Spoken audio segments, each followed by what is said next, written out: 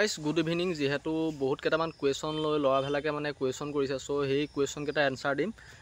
প্ৰথম কুৱেশ্যনটো এনচাৰ হ'ল এবিবিলাকৰ ডিউটি কেনেকুৱা, আৰু মানে যোনবিলাকে চাকৰি পাম বুলি আশা কৰি আছে, মানে চাকৰি পাম বুলি মানে সম্পূৰ্ণ নিজৰ ওপৰত বিশ্বাস আছে, সিহঁতে বেংক একাউণ্টৰ কথা সুধি আছে। বেংক একাউণ্টৰ কাৰণে এতিয়া কি মানে নিয়মবিলাক ফ'ল' কৰিব লাগিব। চ' বহুতে নাজানে এইটো, এতিয়া কিছুমান কাম কৰি থ'ব লাগিব। যোনবিলাকে চাকৰি পাম বুলি আহিছে, সময়ত যে সিহঁতি পস্তাবলগীয়া নহয়, সেইকাৰণে কিছুমান বেংক একাউণ্টৰ ক্ষেত্ৰত মই অলপ মানে আপোনালোকক জনাই থ'ম। আৰু লগতে আপোনালোকক কিছুমানে আৰু এটা কুৱেশ্যন সুধিছে কমেণ্ট বেছিকৈ অহাৰ ভিতৰত, মানে SSC GDটো মানে প্ৰিফাৰ কৰিবনে নে আছাম পুলিচটো প্ৰিফাৰ কৰিব, মোক মানে মোৰ পৰা জানিব বিচাৰি আছে। বহুতকেইটা মানে কমেণ্ট কৰিছে।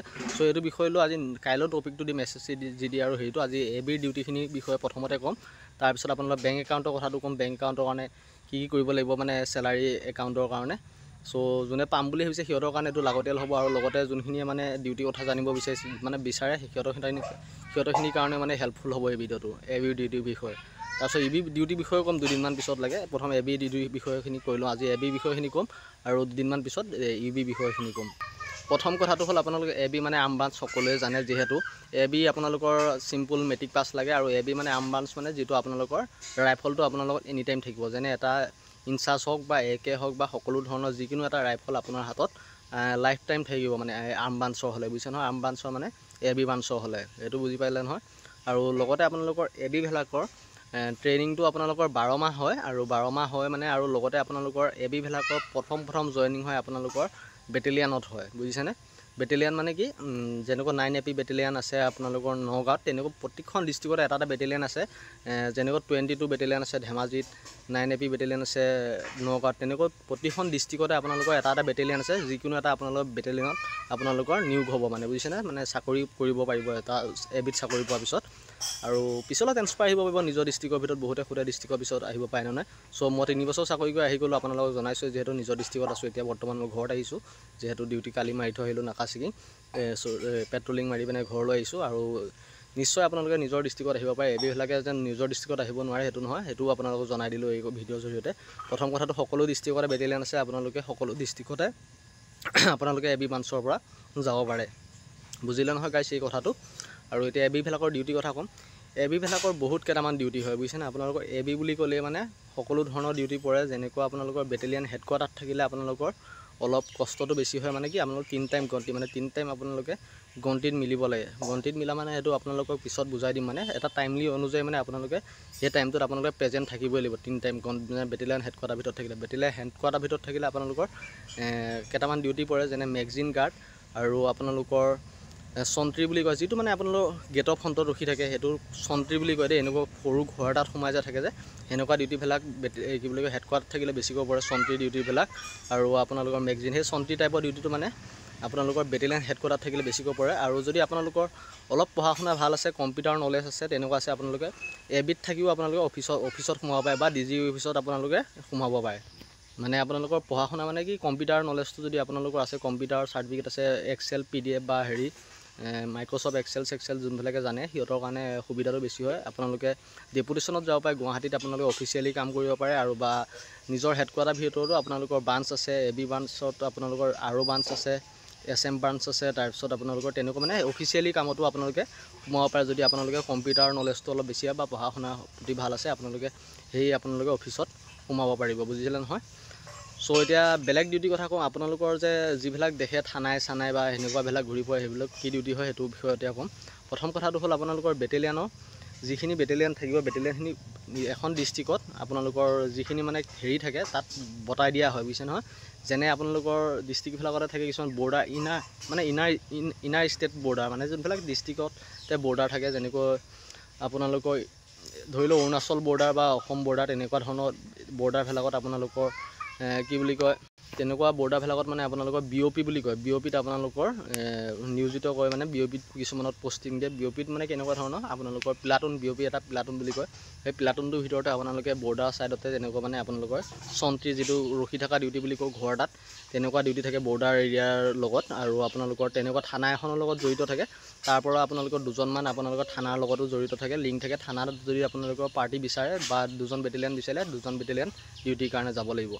আৰু আপোনালোকৰ প্লাটুন বুলি ক'লে, প্লাটুনৰ এটা মানে দুটা 3টা ছেকশ্যন থাকে। ছেকশ্যনবিলাক এটা থানাত থাকে। যেনেকৈ আপোনালোকৰ নিজৰ ডিষ্ট্ৰিক্টত থানাবিলাক দিছে, থানাবিলাকৰ আণ্ডাৰত বেটেলিয়ানবিলাক থকা দেখিছে আপোনালোকে। বেটেলিয়ানবিলাকৰ এনেকুৱা ছেকশ্যন হিচাপে দেখিছে, এটা ছেকশ্যনত আপোনালোকৰ নাই কমেও 12টা 10টা তেনেকুৱা মানুহ থাকে মানুহ থাকে। যেতিয়া আপোনালোকৰ ডিষ্ট্ৰিক্টৰ মানে যিবিলাক ইউ বি বা SI হয়, এইবিলাক যেতিয়া ডিউটিত যায়, ডিউটিত গ'লে যেতিয়া বা চোৰ ধৰিব যাব বা এনেকুৱা কিবা এটা ইম্পৰ্টেণ্ট ইমাৰ্জেঞ্চি কেছত ৰেড মাৰিব যাব, তেনেকুৱাত মানে কি কৰে আপোনালোকৰ বেটেলিয়ান 6-5টা আপোনালোকৰ লৈ যায় ডিউটিৰ কাৰণে। আৰু বেটেলিয়ান আপোনালোকৰ এটা কেতিয়াও অকলে ডিউটি নাযায়, সেইটো কথা আপোনালোকে মনত ৰাখিব। ইউ এজন অকলে ডিউটি যায়, কিন্তু বেটেলিয়ান কেতিয়াও আপোনালোকৰ এটা ডিউটি কেতিয়াও যোৱা নাযায়, বুজিছে নহয়। বেটেলিয়ান গ'লে আপোনালোকৰ 2টা 3টা বা 4টা একেলগে ডিউটি যাবই, মানে 4টা এটা গ্ৰুপ ছিষ্টেমত ডিউটি যায়, বুজিছে নহয় বেটেলিয়ানবিলাক।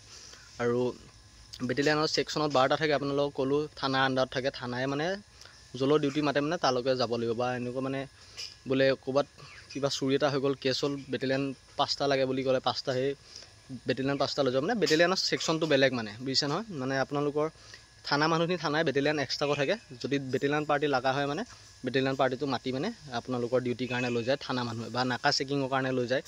তেনেকুৱা ডিউটিবিলাক কৰে। আৰু প্লাটুনৰ ডিউটিবিলাক আপোনালোকৰ প্লাটুনৰ ভিতৰত থাকিলে আপোনালোকৰ চন্ত্ৰী পৰে, হেৰি পৰে।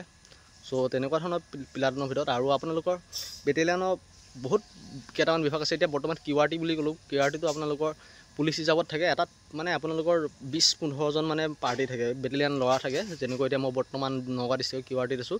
সেই 20-15জন মানে আপোনালোকৰ কিবা এটা ডিষ্ট্ৰিক্টখনৰ ইমাৰ্জেঞ্চি হৈ গ'লে, ইমাৰ্জেঞ্চি মানে ৰেডি, ইমাৰ্জেঞ্চি হৈ গ'লে গোটেই 15 বা 10টা মানুহ আপোনালোকৰ ডাইৰেক্ট সেই ইমাৰ্জেঞ্চি কেছটোত যাব লাগিব QRT পাৰ্টিৰ লগতে। মানে কুইক ৰিয়েকশ্যন টিম, মানে ইমিডিয়েট মানে যাব লাগিব, বুজিছে নহয়। এনি টাইম মানে এক্টিভ থকা টিম। চ' এতিয়া মই সেই QRTতে আছোঁ, আপোনালোকক জনাই দিলোঁ। আৰু QRT হেডকোৱাৰ্টাৰত এটা থাকে আৰু ডিষ্ট্ৰিক্টত এটা থাকে, বুজিছিলে নহয় QRT পাৰ্টিটো।